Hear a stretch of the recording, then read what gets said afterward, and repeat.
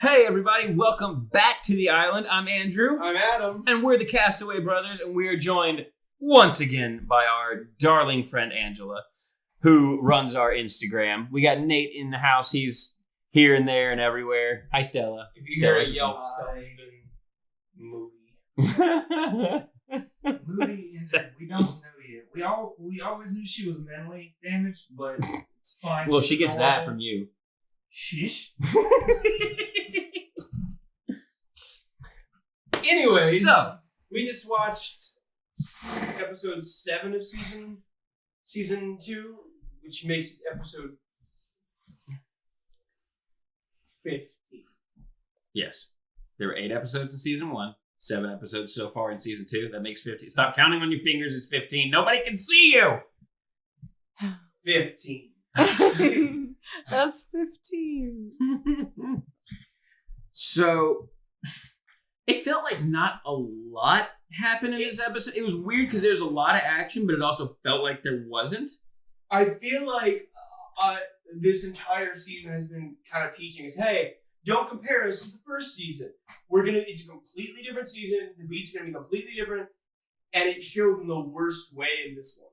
Because it's like, oh, I've been ready. The last 2 episodes of the first season were incredible. Like, really bring you in and just like, I have to see the next episode right now. And this one, it didn't feel as great. Yeah. It was definitely not that. This is the 2-part season finale. It's like, It felt like the episode before a season finale. It didn't feel like a 2-part finale. exactly. And so, I already felt like last episode did that way better. Mm-hmm. So it was, I don't know. It was still a good episode. With this, I'm just really, really hoping that the next episode is really long. Yeah. So that way it kind of makes up for this, but Loud chair. yeah, sure. But it was still a good episode, and it still got me like so ready for the finale next week. Mm-hmm. But after 3 like incredible episodes in a row, this definitely felt like a step backwards, a step down a little bit. It definitely wasn't a bad episode. No, not for sure. I think it's Not for sure. Mm-hmm. I feel bad for the episodes. It's like it followed 3 really good episodes and had the expectations of season 1's 7th episode, and it's like, ooh, you just kind of got set up for failure. Yeah, I feel bad because like really important things happened in this episode, like character-wise for Mando, but it was in an episode that wasn't as important as his stuff. It felt like right. It felt like episode 3 where he was with the other Mandalorians. Like, important character beats happened, but the plot was kind of side mission. Yeah. I understand why they're doing that, but it still felt almost tangential. Mm-hmm. Like it was like it's related, but it's not. Thank you. It's related, but it's kind of not. Like it's related, but only like barely. Yeah, it was weird. Like it makes sense why they were there, but it also was like, why did we do this when we could have just cut to like having an extra long thing of this like going to Moff Gideon. I do feel like a lot of this could have been condensed into half an episode. I mean, I don't know, because I do think it was important for Mando to go take off his helmet and then to go show his face. Yeah, because of the scanner. Like, why else would he show his face? Exactly, and that's why I do think it's important that this episode happened. But at the same time, I'm not. I still feel like a lot of this episode could have been halved. Yeah. I'll get into more of that later, especially whenever it gets to the face reveal of the face showing. You know what I mean? Yeah. But like, because I feel like we could have completely just forgotten about the pirates. Yeah. That was action for the sake of action. That was like, oh, we got to make sure we don't blow up. And now they think we're one of them. I mean, that's what the uniforms was for. It definitely made people question them. If anything, it brought more attention to them, though. Mm-hmm. And yeah. Like the whole thing with the officer could have been completely avoided if that hadn't happened. And I disagree especially because the way he went in, saw him and went out and went, I can't do that. That was my old superior officer. And he was already looking at him. Fair. I forgot about that. Yeah. So I'll get into more of that later. Let's go ahead and I guess go from the top. Once again, Adam was fucking wrong. I'm like, yeah, this whole episode is going to be the prison break. No, he literally go to the labor camp he's at. Like, hey, we need him, okay? And walk out. Like, well, so much for that. Yeah, that was... And I agreed with you on the predictions last week, mhm. or last episode, so we were both wrong. Yeah, it's what, like, I'm kind of okay with that, because I feel like a prison break could have been retreading old ground of season 1. Mm-hmm. So it's like, I definitely don't hate that, but it was kind of, you know, whatever. And they definitely gave good reason as to why we need him, because he used to be Imperial, so he knows their codes, their protocols, all that jazz. Yeah. And they're like, all right, we need you to get where Moff Gideon, we need to learn where Moff Gideon is, his cruiser is. He's like, all right, I'm gonna need. He was like, oh, no, I'm out. Like, I mean, yeah, I'm skipping a lot because it was a lot of just kind of talk. mm-hmm. It's basically that he's like, all right, what do I get out of this? Nothing. You get a better view. What the fuck does that even mean? That low-key pissed me off. Yeah. I'm not gonna I lie. think it just meant he got out of the prison for a little while. I know, but it's like, that's stupid. I'd be like, oh no, fuck off. Then he just go right back into Yeah, prison for a little exactly. while. I'm going to take a step back real quick, Okay. because I feel like this is something that does not need to be passed over. Boba Fett repainted his armor, Oh yeah. and it looks goddamn It amazing. does look very good. It looks so good. I'm glad you guys like it. I liked it better all rusty and rusted. I think I agree. As much as I love the repaint, I it's think like, it ooh, that looks- looks clean. I think it looks Like, really it looked like- nice. It looked like battle worn. And that's why I kind of enjoyed it. In my mind, the older looking, it looked like it had just been. It didn't look battle worn to me. It looked like it had just been sitting, rusting, and like collecting dust I definitely or did. whatever. That's how I saw it. So I love the Mhm. new paint job. I think it looks really good. Mhm. I liked the way I looked before. I think I agree. That's why I was kind of glad Slave 1 didn't get a paint job. Slave One, I will agree, looks better like it is now. Mhm. But I think Boba Fett looks better. But whatever. Basically, they tell him, hey, you have to. We got you out of there. You know we're going to go put you right back in, so you have to help us. So I literally don't see why he's agreeing, because it's like, oh, you're going to put me back in? All right, let's save the trouble. I already don't want to do this. Well, I mean, I can see why he agreed because of what he ended up doing. Yeah, but he didn't know that. Mm-mm. Anyways.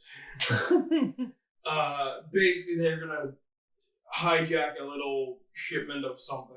I don't remember what. On a planet. Rhydonium. Yeah. Or something like that. It's big explosive stuff. Yep. And they're like, all right, so who's going? Obviously, it's got to be this guy. And then...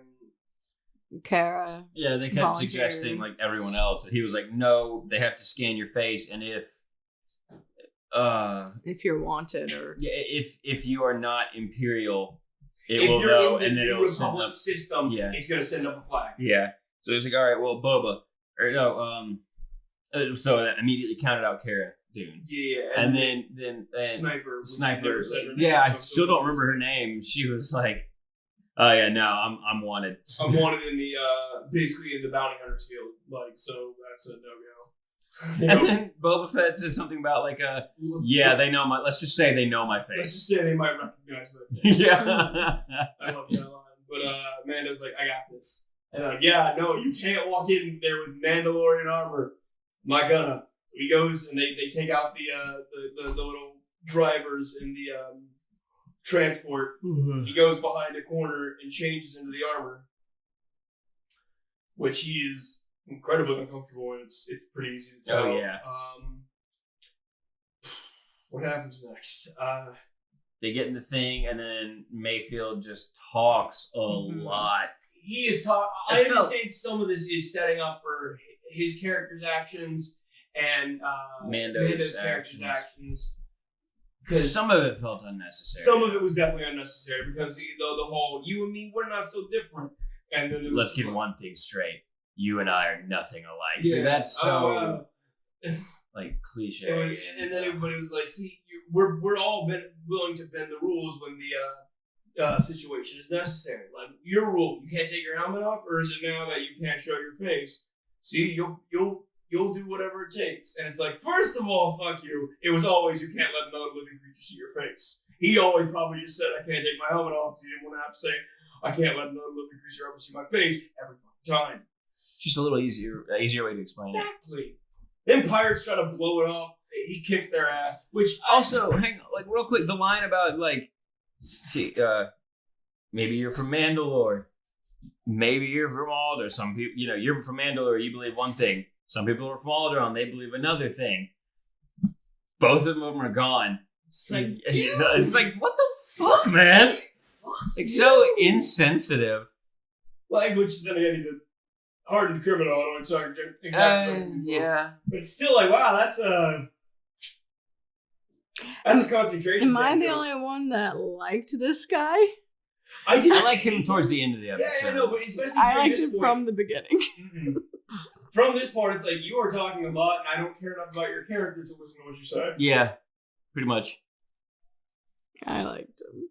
Well, you're just weird then. No, I'm sure there's probably other people that like him. You too, so. Shit, she has a point. Is she? I don't know. Anyway.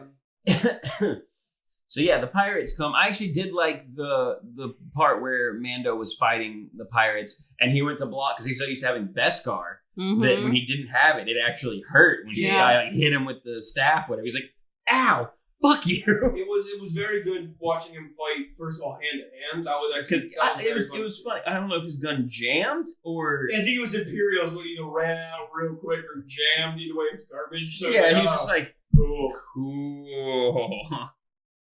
But I'm not gonna do a lot of this description because it is just fighting over and over. Yeah. Oh, we're technical difficulties. Don't draw Everything's fine. attention to it. Just don't draw attention to it. Keep going. Is that why you started moving? Yeah. Look, man, I had to fix my necklace and the thing fell. Basically he ends up fighting hand to hand, which it was fine. It was pretty good. Wasn't really anything new. I really wish he'd had the Beskar spear there, but it's like I get why you couldn't have. Yeah. So I'm not gonna hold it against it. But I did like the part where he took the thermal detonator off and threw it back at them, and it blew up, and the guys right behind them were like, their eyes got like huge, like oh shit. And then fucking more pirates showed up. And I was like, where are they coming from? That's one of those like in the video game, you're fighting, you finally be like, thank God. And then 4 more waves come and like, I know, fuck you. This is terribly balanced and you know it. Uh-huh. But like then the first Uncharted game. You got so mad playing that game. Did you ever beat it? The first one? Yeah. Okay. I'm on to the second one. Okay.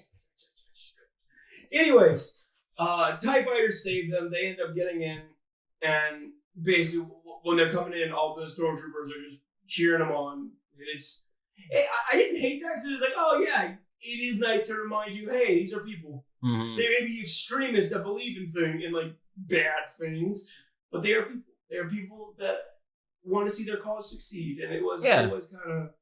Like watching them gather around, salute and clap, like clap them on the back and stuff. That was.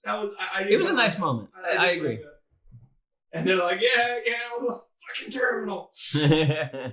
So then they find the terminal. I feel like I'm missing something. I guess it just took a while to get to this point. So yeah, it did. The pirate thing took a while. The pirate thing took forever. That and then the talking in the transport. And the talking before the transport. Yeah, there's just a lot of talking. Yeah. It felt like it wasn't going anywhere, I guess. But they find the terminal in the officers' mess hall where the officers were eating. And Amanda's like, all right, do the thing. And he's like, okay. And he walks in and sees his old commanding officer, and he's like, nope, and turns back around. And Mando's like, what are you doing? Get in there. He's like, I can't. That's my old commanding officer. He might recognize, will he recognize you? I don't know, but I don't want to take the chance. But I'm out. But I'm out. What do you mean I'm out? I mean, I'm out. Why? Like, no, you can't fucking do that. We're Get- already here. Yeah, so then he's just like, give me the terminal stick thing. What, I don't remember what they call it. The little thing that basically does what R2 usually does. in the movie. USB. Yeah, It was essentially. basically a USB. It's Yeah. yeah. Data stick. We're gonna call it that. Data. I think that may be it. Data stick. So he's like, give me the data stick. He's like, "No, it doesn't work like that. For it to work, it has to scan your face, and you can't take off your helmet." And he's like, give me the data stick. And he goes in there, puts it in, it does the scan, scans the helmet, and it's like, error, scan not complete. Self-destructing. It doesn't say self-destructing, but like alarm is in 10, 9. It starts counting down. It gets to like 2 by the time he like takes his helmet off and scans again. And it stops, and he gets the information. And then the Mayfield's old commanding officer is like, you, trooper. And he's like, shit, typey, find Gideon. Found him, downloaded the stuff into the data stick. And the officer comes over to him. And then he, like, as he, like, yanks it out, he's like, yes, sir. He's like, don't ignore when a superior officer is talking to you. This dude talked like fucking Andy Griffith. He It was, Right? it was fucking hilarious to me. Halfway through their table conversation, I started listening, and he was just talking like this. it was.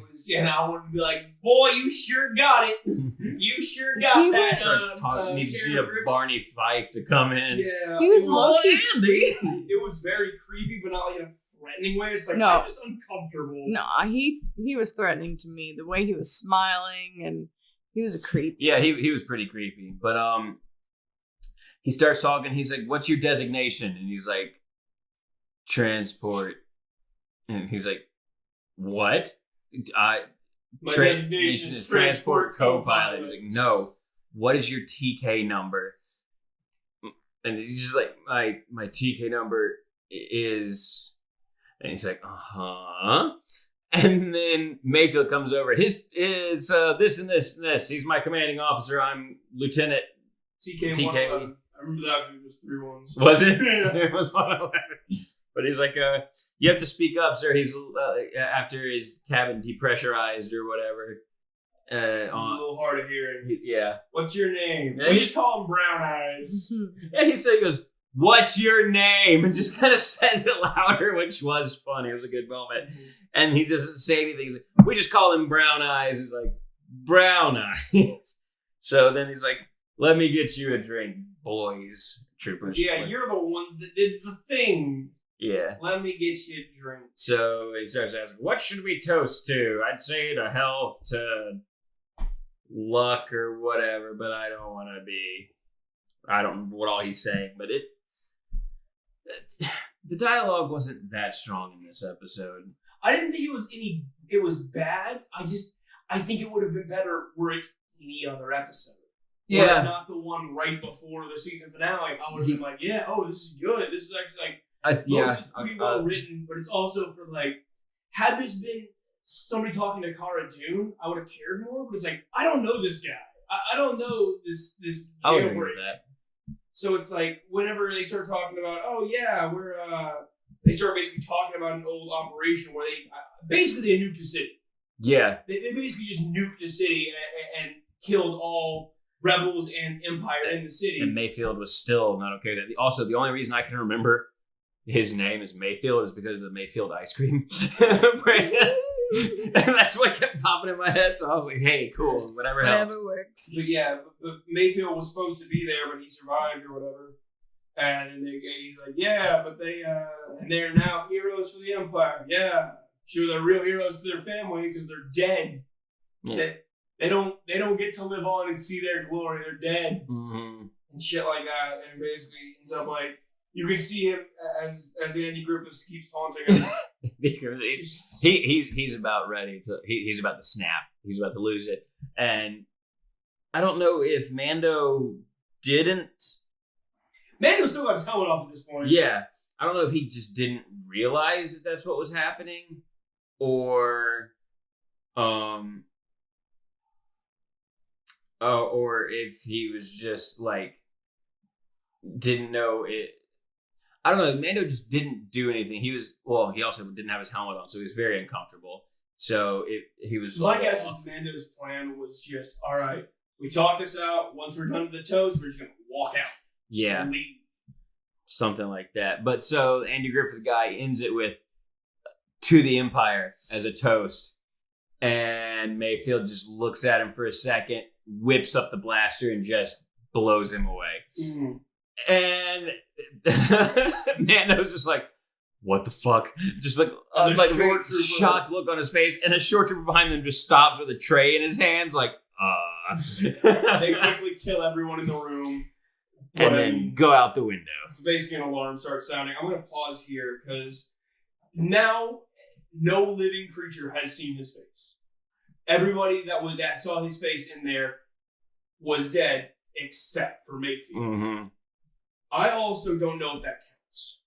I don't know if they see you and then die if you're good, or if it's if they see you, that's it. Yeah. Because I'm really not sure what the semantics on that are. Also, I'm wondering how they would feel about how the Mandalorians would feel about basically doing that to save one of your kind. Yeah. Because at this point, he is basically considered he is part of Mando's creed. Baby Yoda. Oh yeah, for sure. He's a foundling. Exactly. Yeah. All I know is he's gonna start feeling a little differently about how Bo-Katan practices the whole Mandalorian thing. He's like, yeah, we can take our helmet off. I still don't think he is. I don't know. I couldn't see that as him being like, all right, this was my one mistake. I did it out of necessity. But I also, because they're so big on, we must protect our kind, the at least his creed. Mm-hmm. I don't know how they'd be about like, you took your helmet off. Why? I had to do it to save my child. Mm-hmm. Mm-hmm. Because that's basically giving away your life/soul. So I think that may be forgivable for them. Mm-hmm. I did like the moment where Mayfield picks the helmet up and hands it back to Mando and says, I didn't see your face. I was like, that was a nice gesture. I would have liked that if he had actually been avoiding eye contact the entire time. Mm-hmm. I would have absolutely fucking loved that. But there wasn't much he could do about that in order to make it look like they were actually. But it's like familiar. Both of them and us know it doesn't work like that. Mm-hmm. It was still a nice gesture. Don't get me wrong. It was absolutely. I also I do want to jump back real quick because I just remembered another line I liked in the transport when Mayfield takes the helmet off. He's like, "Man, I'm taking this off. Can't see anything. You can't see in that or whatever." And it was such a nice throwback to Luke in A New Hope. Going, I can't see a thing in this helmet, which I found out, which most people probably know already, but I like saying fun facts, even if everybody in the room knows it. Just watch Lord of the Rings with me. But that was not a line from Luke. That was actually Mark Hamill saying he could not see anything in the damn helmet. He's like, I can't see a thing in this helmet. And they just got left in the shot. I loved it. Anyway, so they are climbing up the building base thing from outside the window. And Sniper and Kara are both sniping people and helping them, and they're shooting people. They get up on the roof, and you see Slave One coming in to pick them up, and they fight their way onto Slave One. They get on Slave One, which was cool. It was awesome. It was fun. They get in. Slave One takes off, and then some TIE fighters come in after him. And it was such a great callback, because he let go one of the concussion bomb grenade things that you see Jango Fett using that asteroid like ring against Obi-Wan in that like planetary ring where it shoots out and like you see it and then you hear it. I love because you see it and I'm like it was so cool to see again. It just decimated the two TIE fighters. It was overkill, but I'm like, you know what, I'm cool. It disintegrated the TIE fighters. It was amazing. So they go back down and they pick up the Sniper. First Mayweather actually takes the Tusken rifle and he blows up the Rhydonium. Also, along with his new paint job, I forgot this earlier, Boba has his original rifle back. Yes, it made me happy, which he probably still had somewhere. Yeah, it's we get to see it. We saw it again. It was great. But yeah, he grabs the Tuscan rifle and blows up the base, all the Rhydonium. And Cara Dune sees the shot, and I think the sniper's like, "That was a good shot." And Cara Dune's like, "Huh." And I was like, "Okay, that was weird." So they get there, and yeah, I swear her acting was better in season 1. Yeah. I was never impressed. Fair. I mean, I liked her. I did like that he didn't put up a fuss and anytime she has choreography, like fight, because I think she's like either a WWE or an MMA fighter. Something like that. She's done some kind of like fighting type stuff. Yeah. She's amazing. Oh yeah, she's great with choreography. He dropped in and took out the two fighters. Every move looks so clean. Oh yeah, she's a great fighter. That requires her to actually act. Because even her fight scene with Colossus in Deadpool was amazing. Like she's very good with choreography. And I think I like that character more because she didn't have hardly any lines. Yeah, it was kind of a deadpan. Yeah, but yeah, just not as strong on the acting. I guess not that she's bad. It's just not. I mean, yeah, up she's to on par. TV. We're not. So I mean. Fair. But anyway, they get back down there. They meet up with the sniper, and she gets on the ship with Boba and whatever. And then Mayfield's like, "All right, this is it. I guess you're taking me back. So arrest me, Marshal." Sticks his hands out, and I realized podcast they can't see it. I wasn't gonna call you out because I did the whole thing, and she's like, it's a shame. Whatever, Mayfield or prisoner. Whatever number. 276. I don't remember. Something like that. Whatever, died. It didn't make it out of there, and he's like, "What are you talking about?" And he's like, "Yeah, too bad." So yeah, I saw that prisoner died in the reactor explosion on Macone or whatever planet it was, and he was like, "Does this mean I can leave? Because I will." And they just kind of look, staring at each other for a minute. So he just kind of starts walking off, and they like turns to look at. They turn to look at him. And he looks back like, "All right." Mando just does with his head like, "Go." Yeah. Just get out of here, you crazy kid. And he's just like, "All right." And he like walks off. They get enslaved one, and and that's pretty much. Huh?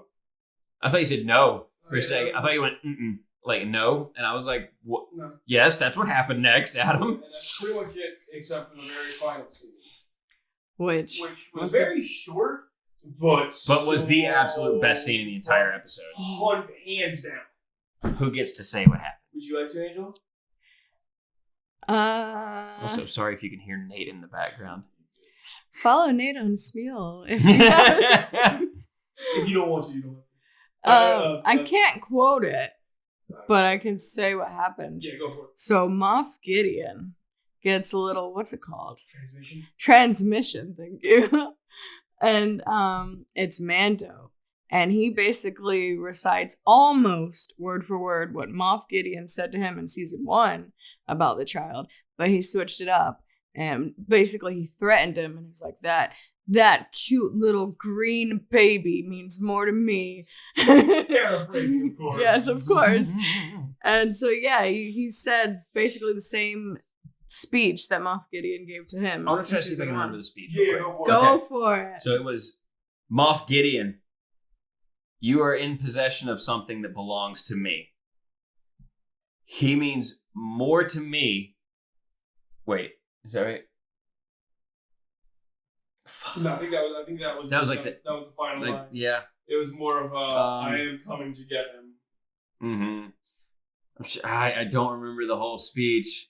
Part of me wants to just like pull it up and just play that clip, but I don't. It was so good. It was so good because it does end with, "He means more to me than you will ever know." He says most of the lines, except there's like one line that he leaves out from Moff Gideon's thing. Even then, I think he substitutes it for another thing. So it's like you may think you know what it is, but you don't. Mm-hmm. He means more to me than you will ever know. Something along those lines. That's closer than I had. Pretty much, yeah. And just like basically saying, you are a dead man walking. Mm-hmm. You can give him up to me right now. It won't matter. Yeah. Your fate has been sealed. Your fate is sealed, dude. And what would you say the expression on Moff Gideon's face was? Blank. Was it blank? I very much blank because it was, in my opinion, that's how he has trained himself. Because I saw, like, the expression was blank, but in his eyes, I saw anger, I saw fear, and I saw... See, that's what I thought. Like, the expression was good, but I thought I definitely picked up on anger and fear. I got sure. it. Oh, shit. Yeah, exactly. It was a big of, oh, shit. Whether it was an, oh, shit, I'm going to have to deal with this now. Oh, shit, I'm going to have to fight for my life. Oh, shit, I think is the exact right. It was definitely he is a hard man to read, and he did that really good. Mm-hmm. And that was it. In credits rolled. And credits rolled in. So that last scene was enough to get me excited. It bumped it like 2 points for me. Oh yeah. It definitely brought it up. It was enough to if the whole episode, I would have been sad if it was only this short. But if the whole episode had just been that scene, I would be ready for the next episode.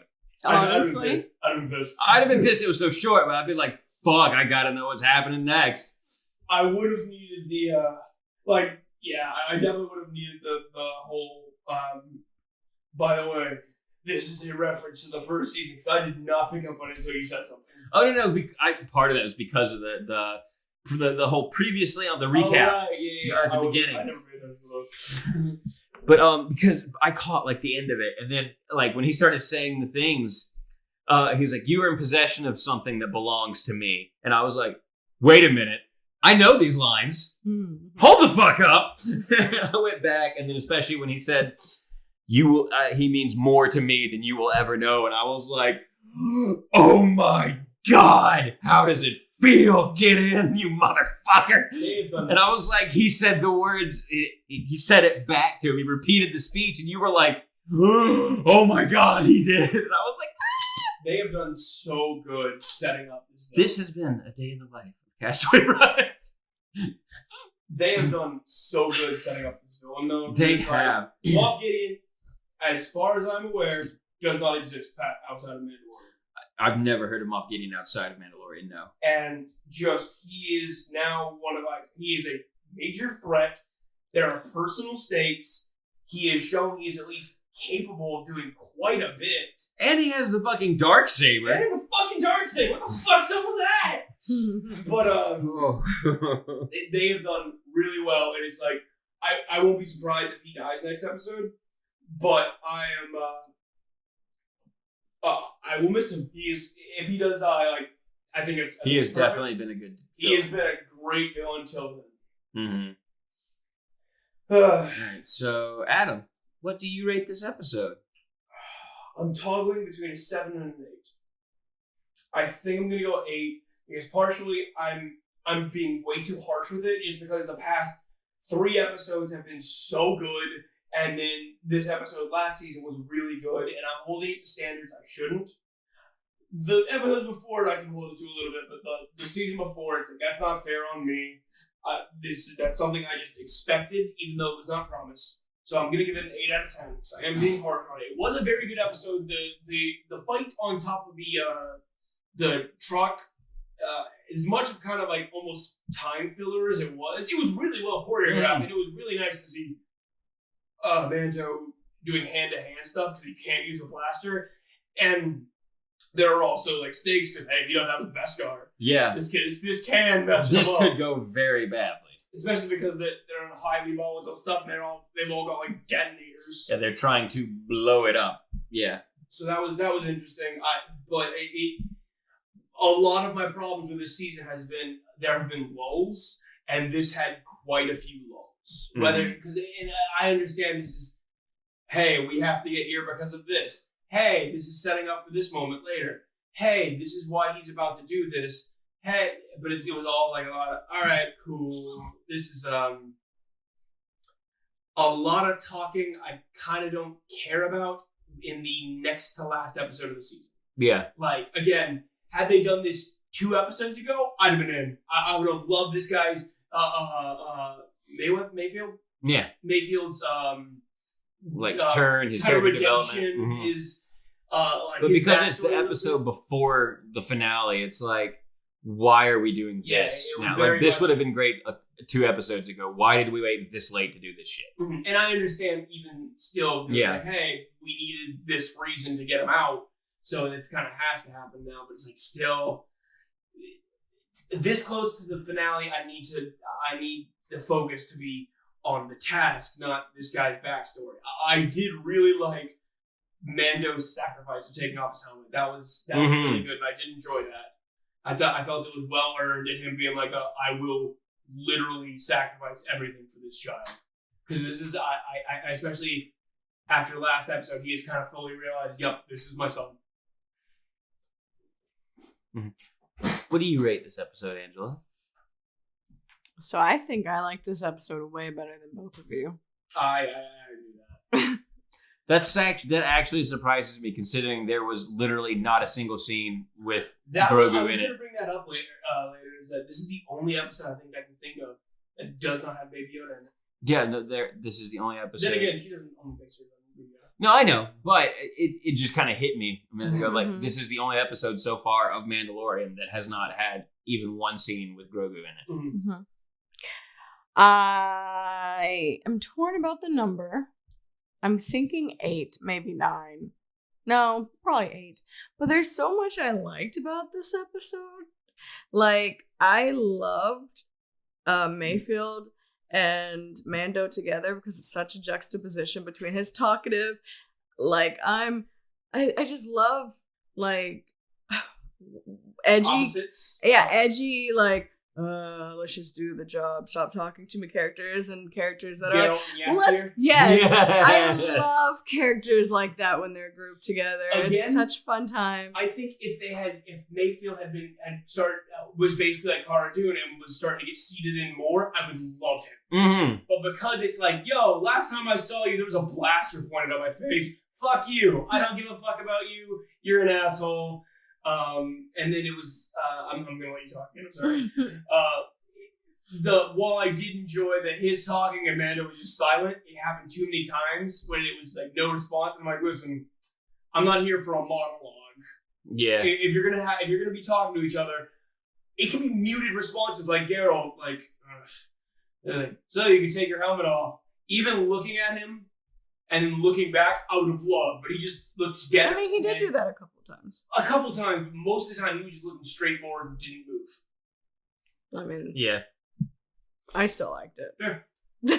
And I wasn't a fan of the pirate battle, but I guess it was necessary to show the danger. Like, all the stuff can explode.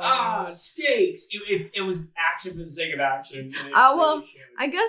I guess it was important in a way because Mando was like, ow, things do hurt when I'm not wearing super armor. Which, if that's setting up for like another thing later, where it's like, all right, I have to be used to fighting without my Beskar, it'll go up in my mind. But up until then, it's like, all right, cool, you got your Beskar back in the end, so. Mm-hmm. Mm-hmm. And then another thing, him, first of all, taking off his helmet in the first place to do this and putting on the different helmet was a huge deal for him. Yeah. Second of all, taking his helmet off completely and showing his face. In public. Yeah, that's such a huge deal for Mando's character because he was such a stickler for the rules. So just him going full dad mode, doing whatever it takes to get the baby back. Fair. And All respect. that was the moment that pulled me back in after so like, this has been a lot of dialogue I didn't particularly care for, action that was fun but just action, and then it was this is a personal sacrifice. I dug that. I really dug the hell out of that. I liked his redemption arc. I had a feeling the entire time he was gonna be like, yeah, I'm Imperial, but I hate these guys. So I'm so glad it did end up. Fully expecting him to double cross them. Nope. I the entire time he was just too nice of a guy. Too nice of him. I know you think he's an asshole, but I was like, what are you talking about? This is a cool guy. But You remember season 1 at all? listen, I thought we were talking about season 1. We're talking about characters from season 1, who before this is my only knowledge of this character. No. And then you just made me lose track of what I was saying. You enjoyed his redemption. Yes, enjoyed his redemption. I'm glad they put. My favorite action of the entire episode is just the 2 girls sniping. That was so good. Mhm. He completely glossed over that. But them two just working in tandem, like, I got that one up on the roof, on it. Yeah. It was really good. Them Oh, two yeah, it was working together fantastic. was great. A dynamic duo I was not expecting. Yeah. Kara had a little bit of a change of heart because she's so like, F the Imperials, screw all y'all. Even this guy's going to help them, and she's like, nah, you're not getting out of jail. You're just doing this because I'm telling you to. And then he blows up the thing, and she's like, you know what? You're cool. Go ahead, be free. So even she had a change of heart, even though she's like so against all of them. So like, I really like the episode. I feel like I would have enjoyed Kara's release of him more had 4 episodes ago she'd been like, fuck the rules. She hadn't been fuck the rules. Because her entire beginning thing was, I used to be part of the rebellion, but not anymore. Fuck them. I'm out. Like, I do what I want now. And now she's immediately back and just following. No, the but rules. she's still always been like, Imperial suck. Oh, She's no, but always been like you know that. what? I accept that. And he was, in her mind, he was still an Imperial. All right. Andrew? So what was your 8 out of 10. It was 8. Which is I never funny heard because I was the 8. only talking about the negatives and she was only talking about the positives, and we gave it the same score. Which is funny. I'm also going to give it an 8 out of 10 Okay. because I did really like Mando's character development and growth in this, taking his helmet off in front of everybody. I did like Mayfield's redemption. I didn't care for him at the beginning. It felt like the talking scenes were drawn out more than necessary. Mm-hmm. But I did like the action, the fight on top of the train, or truck, whatever thing. The sniping with the 2 of them, all the fighting and everything, and getting out, and then the concussion bomb was so good. I love it. That was. I don't know what it actually is called, but I'm just calling it concussion bomb because I It think has a name. a Sonic Sonic Imploder, maybe. I don't know. something like that. But I loved that callback. It was great. And the last scene really bumped it back up for me because I think it might have been a 6 or a 7 without that for me, especially just because after I have rated the last 3 episodes 10s. Mhm. Yeah. And then this one was definitely a step back, so I wanted to be kind of harsh on it. Mm-hmm. And so I was considering a 6 or a 7, and then that last episode bumped it back up to at least an 8 for me, and that's what I'm going to give it. Which I do think it's fair to start holding it to a higher curve now. Because it's like, okay, you have straight up proven you can do really good, really consistently. Mm-hmm. And so when it takes a step back, it's like we can be a little harsher on it. That being said, it's to be expected. Not every episode is going to be a 10 out of 10. There are going to be some that are steps back, and that's just one of those things you have to remember. Any show, any TV show, any movie series, anything's going to have some steps back. And That's just how it goes. I definitely think that if this had been either earlier in the season or in season 1, I would have loved it way more. Yeah. It is only the only bad thing about it is just when it happens. The timing of it is Yeah. just like the biggest step back for me is because it is the episode before the season finale, and last season we had basically a 2-part finale is what we had, and this time it's setting up for the finale. It doesn't feel like a 2-part finale, and so it's like, but you did such a good job last season, why didn't you do a 2-part again? And so it definitely that made it feel like a huge step backwards because of that. All right, so do we want to get on to predictions? Let's do it. All right, so I wasn't way off on my prediction about how this one was mainly going to be breaking them out and complications and stuff. Because it was kind of silly. There was lots of complications. It just wasn't in breaking him out. It was still a heist style episode like breaking in. Mm-hmm. Yeah. But I was convinced he was going to double cross. He did not. Mm-hmm. I really, really, really, really hope there are repercussions for him taking his helmet off. Because if the way it's starting to kind of look, Who though? Who are the repercussions going to come from? see His own inner turmoil. Like, other than that, I don't know who. See, well, that's the thing. Is like and that's kind of my problem. Is now the only person that knew is now dead. If he was actually dead, I'd be cool with it. No problem whatsoever. It's wrapped up. He got to have that moment, but they took it away. But it's like, no, he's alive, and Jin knows that. Mando knows that. I keep forgetting his name is Jin. Jin Jarvis, Jin Jarvis. I think. But Mando knows that, and he's not the kind. I don't feel like he's the kind to be like, oh well, I can get away on this loophole. He follows the rules. He follows the rule. He is a Mandalorian of honor. So I feel like if he runs into the Forge Lady again, or even anybody from his clan, he's gonna be like, yeah, Is she still alive? I have no idea. Okay. I remember she took out a bunch of stormtroopers. True. But I don't see him being like, yeah, nobody alive saw my face. He would absolutely tell. And so it's like, it may not be immediately, but I do want repercussions. Otherwise, it's a character sacrifice that doesn't sacrifice anything. Because it's like, oh, I did this for myself, but I didn't lose anything, so it wasn't a sacrifice. Yeah. Next episode, they're definitely storming Gideon's. I still think Bo-Katan. I have no indication they're getting any outside help outside of the four of them. But I would be. I'm. Maybe it's just wishful thinking that Bo-Katan's going to come in because she was already looking for Moff Gideon and they're going for him. But I also feel like if they don't, it's kind of wasted potential. Especially if they know where Moff Gideon is. have That's the main his thing location. she wanted to know. She wanted his location. They now have it. And it's not like that is the easiest way to get her to join them. It's like, hey, I know where he is. Come help me. It wouldn't even be like a deception or like, oh, we'll do this if you help Yeah. us. I'll give you his location. We're literally going after him. You want in? Yeah. And it's not like she didn't. She ended on bad terms with Mando. Like they were both like, all right, you sure you don't want to come with? I got stuff to send to. Peace. Yeah. And that was it. So it's like that. I want to see her. Maybe not her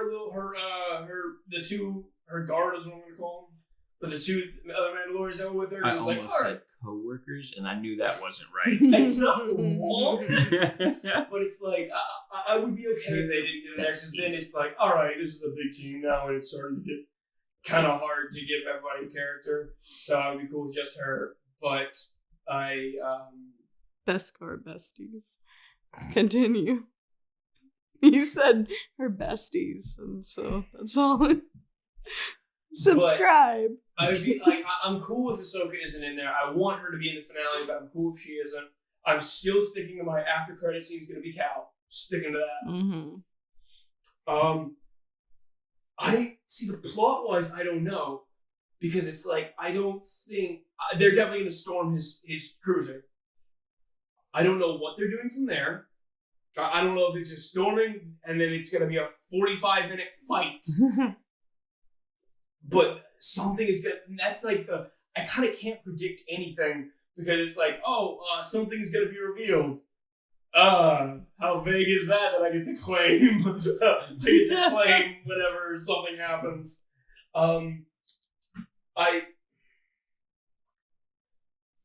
Mando's going to get an upgrade. I think it's going to be a new ship. He will fight with the Beskar Spear, probably against the Darksaber. Ooh. And that's all I got. As far as repercussions for his helmet goes, I wouldn't be surprised if it happens. I don't think it'll happen until season 3. Yeah, I'm fine. But I think there's a good chance, like, because you remember Mayfield said, I'm a survivor. I do what I have to do. I think he may get in this tough situation, and that's the only bargaining chip he has. And I think he may play that card. Ooh. Mayfield bargaining chip about Mando's helmet? About him knowing having seen his face. Like he'll run into somebody who doesn't like Mando, or he hears something about looking for the Mando, and he's or the child. One of those, he's like, hey, I know what he looks like. I know who he's been with. I can. He'll do something or. Because I don't see the helmet thing helping in that situation. I can't quite put it together the situation that would help, but I think that might happen. That maybe. Okay. I think Bo-Katan, they'll get Bo-Katan to come help somehow. I am predicting that, and I think towards the end of the episode, if not after credit scene, Cal Kestis is going to show up. Mm-hmm. Yeah, other than like fights and stuff, I'm not really sure. This is the hardest thing to predict. I don't know how to predict this. Because I know there's going to be a bunch of mini objectives that they have to do this. Oh, this happened. Now this is going on. Gotta go do this. Mm-hmm. And then, we got him, but now there's super battle droids, or they're going to have to deal with the Dark Troopers or whatever. It's like there's going to be complication after complication. That's so vague. I don't want to try pretending I'm calling that. Mm-hmm. But yeah, Angela? If you were done. Oh, yeah. I was done. I have like one more thing to talk about, but it wasn't a prediction. So we'll talk about it in a second. Okay. So, Frog Lady. No, I'm kidding. So, Cal's going to show up earlier than the end credit scene. Okay. Only because I want him to. It would be cool to see him fight against the Darksaber, though. It would be, but I think it would completely take away from the Beskar Spear if that happens. Yeah, for sure. I don't see them introducing the Beskar Spear to not use it this season. Yeah. Fair. And I just feel like nah, that's dumb. So let's hear it. Okay, so what if, you know how they do the little opening scenes? What if the opening scene is like a Jedi getting Baby Yoda's message? And then that's what we see. If it's not even the end scene, it's just the opening. That would be really weird if he didn't like immediately like jump into the plot. Yeah, that's what I'm hoping for, is like he'll show up. But also, then that'll take away from Mando and his crew. Exactly. So I don't. I still think after credit scene. Sorry, this is yours, not mine. Yeah, but it makes the most sense for it to be the after credit scene. But still, I want Cameron Monaghan to show up. I will not be mad if he's just boom. I'm here. Let's go, guys. Because we thought I'm here. Ahsoka I've got red hair. We thought Ahsoka was going to be revealed at the end of an episode, and she just pops up at the beginning of an episode. Like, I also didn't realize the pace this season was going at. Yeah. Yeah, this season's flying This season is getting through so many plot points that I'm like, yeah, you're going to be like into the season, maybe. No. So I'm very sorry. Are y'all done with y'all's predictions? No, Andrew's still doing this. I'm pretty. I just had an absolute brain blast and I'm not happy about it. I mean, I'm pretty much done. I do think Bo-Katan's gonna come. Why wouldn't she? I do. And that's this is gonna be one of the times that like I'm trying to get better about not being upset about things they didn't promise me. Like if they were like Bo-Katan's gonna be in 2 episodes and then she wasn't, I'd be upset. Yeah. I mean, it's like if I just expect that, then I can't be upset. That being said, I think I'll still be upset if they're not in it, because it's a perfect setup. Oh yeah, for sure. With her characters aligned, like her goal, it aligns perfectly. Mm-hmm. There's no reason he wouldn't. I don't see why they wouldn't. So it's like, it would frustrate me. I do have one theory that would make more sense for Cal to show up and have a fight with the Darksaber and not take away from the Beskar Spear. Okay. And that is, if we were talking off mic before, like either during the episode or before the episode when we were watching it, that we think, I think Nate is the one that said this, but there's a theory that what if Moff Gideon is he's doing the testing with the metachlorian counts from Baby Yoda or whatever to try to turn himself into a Sith, give himself force abilities. What if he succeeds or just grabs a thing and injects himself, whatever, and starts being able to wield some force, like force lightning or something, and therefore Cal steps in and helps because he's like, oh crap, they're outmatched. Oh yeah, I have fought Inquisitors and shit that can do this shit. Yeah, this is hands down. That's exactly where I actually think that the season's going to end, because I think they're going to get to him before he actually has a chance to test anything. Yeah. And I think he's going to get pushed to the back of the wall, and he's just going to grab it and inject himself with it at the very end. Typical of it. supervillain thing. Technically, like maybe like his cruiser or something's exploding at the very end of it. He was just like, you know what? No, I'm not going down like this. And then does that and is able to escape, kind of like Grievous? No, Leia. Was it Princess Leia that used the Force to get back onto the ship? Oh yeah. Oh yeah. Yeah. I think it might be something similar to that, where you think that just because the ship blows up, you think that he's fine, and then he that's whenever it activates, and he is able to pull himself to a cruiser or something that has like an escape pod or something that happened to get away. Mhm. I don't think that he is going to die at the end of the season. I genuinely do. I don't either, because he's such a good villain and he only shows up every other episode for a second. I think he's still gonna be in season 3. Fair. I'm just, I don't know how much they're going to rely on one villain. I don't know if they're going to set up another one, especially because I don't know where this is going. But because I was about to completely disagree with you about what if he gives himself force powers? I'm like, no, he is not. I'm not against the idea that that's why he's doing this, is to make himself a Sith. But it's the testing that's been going on has been so unsuccessful. He is not one to test on himself. But as a last ditch effort, Joker with the with Bane's venom at the end of Arkham Asylum. With Just tainted venom or whatever. Yeah, spiked things. Just whatever. if it's a last ditch, all right, cool, we doing this, because that would be hey, Mando's still beating me because he's a trained warrior, and then just gives himself force powers and just it sticks. It works, and he's able to start bum rushing him off.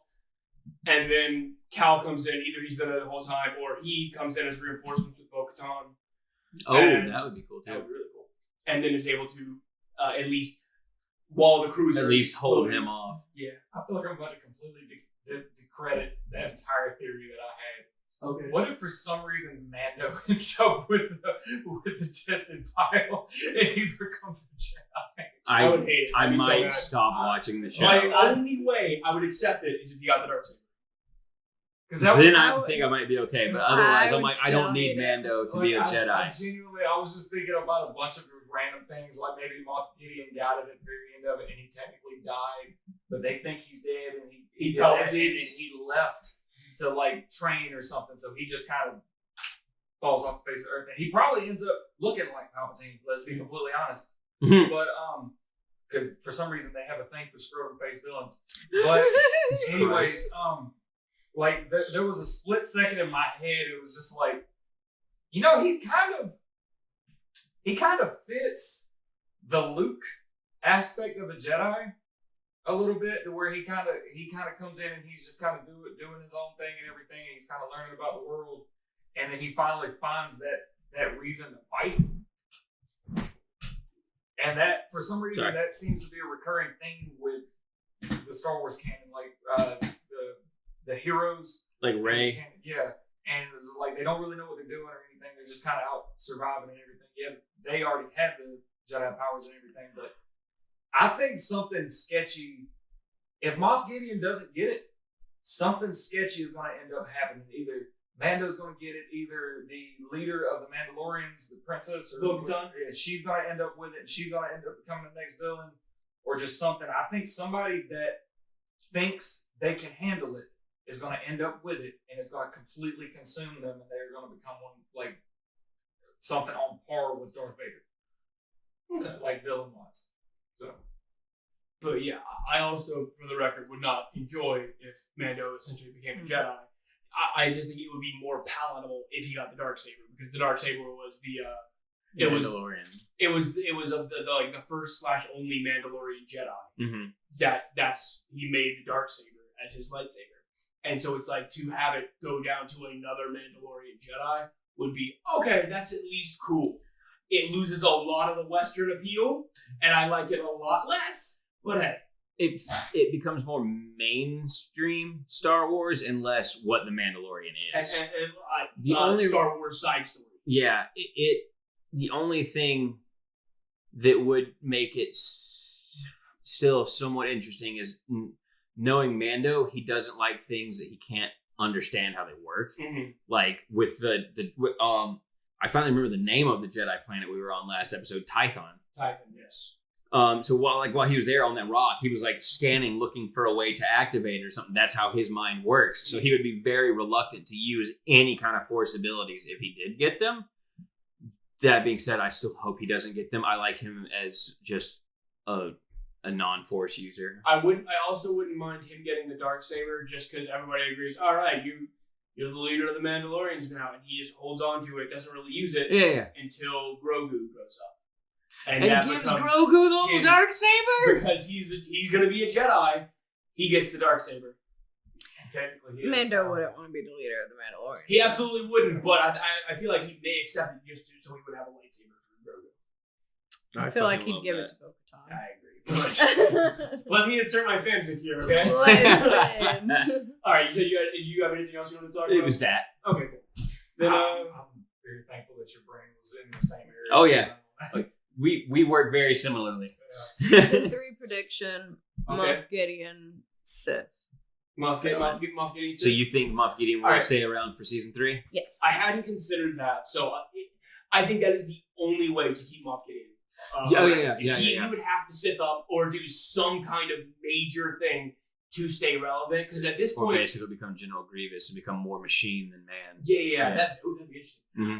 But like that's the only way to keep him relevant past that, because it's like his goal was Like the to Dark get- Troopers.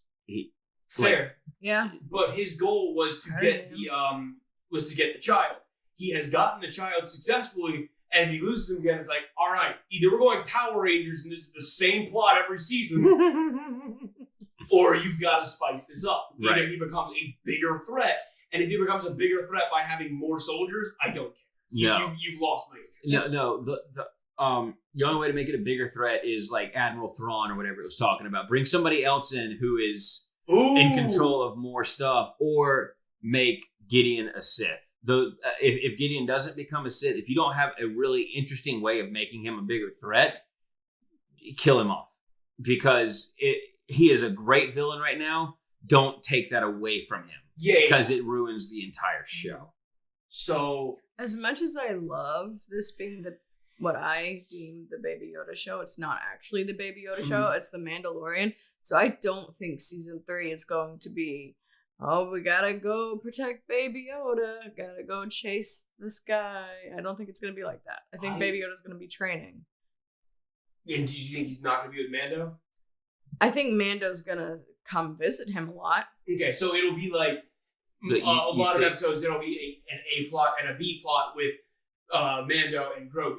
Yeah. So that they will be separated and we'll be cutting back and forth. Yeah, or Mando, maybe Baby Yoda's just not even in an episode, and then Mando will go visit him in another episode. I don't think they're gonna do him not being in there. Too much.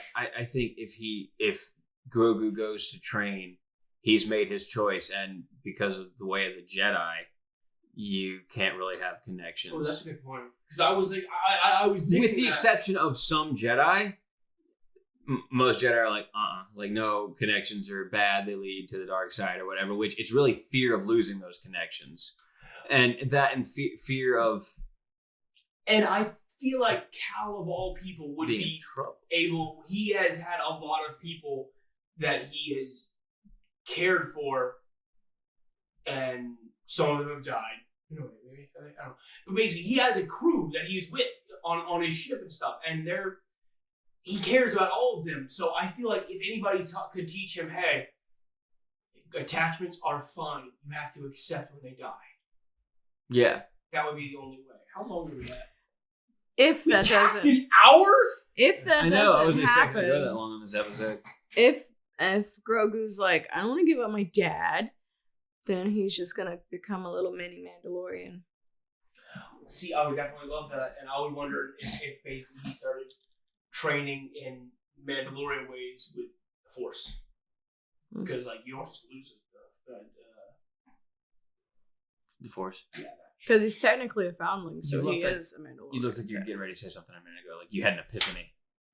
fucking Thrall. I completely forgot about that hook, because that could be a either a major complication. Oh, who just got a death threat? Gideon. Gideon would not take this lightly. Hey, Thrawn, you want to help me out? That's scary. Or if it's not Cal, Thrawn could be the plot hook, the in-season stinger. Mm-hmm. But either way, I think we're done with this episode for now. I can't think of anything else that I want to talk about. So I want to talk about the next episode. Hurry up. I know. But thank you guys so much for listening. Make sure you go check out our Instagram at Castaway Brothers Podcast. Go follow us over there and like our beautiful faces. Or just stay for the Baby Yoda pictures, because, those are great too. I think we got one of Stella coming Mm-hmm. I just uploaded a picture of Adam wielding his lightsaber. So. Ah, yes. Not an innuendo. Of course not. So, make sure you go check out our Instagram. Once again, big thanks to Angela for running that and for being on this series for the Mandalorian review. Make sure you go follow her channel on YouTube. We do videos and stuff. There should be a video coming up soon of us decorating Adam's house for Christmas, for our Christmas party and everything. So that should be up soon. We are always on her channel because she's so lost without us. Mm-hmm. It's true. And please, guys, make sure you please like this video so that more people can see it, I guess. And let us know what you want to hear us talk about next. Give us some suggestions and requests down in the comments or on Instagram or wherever you can find to suggest things to us. Please suggest them. We would love them because we don't have all that many ideas as to what all to talk about once we're done with this season of Mandalorian right now. Sorry about that. Do you? Yeah. Are you sure? Send a carrier. At least two. Send a carrier pigeon to Andrew. If you send Not to me. If you send a carrier pigeon to me, I will do your episode that day. I don't care what time it is. I don't care if I'm at work. I will leave. And the pigeon will be in the episode. That would be the one that we put a video of. Yeah. Would be in the video. I will not be in that video. Oh, we'll do the intro with the pigeon. I'm Adam, and we're the Castaway Brothers. And then we just cut to the window and just see Andrew just sitting outside on the porch. Oh, sad puppy. I will be cameraman for that. Anyways, until next time, We love you. Stay weird, and we'll see you next time. Bye.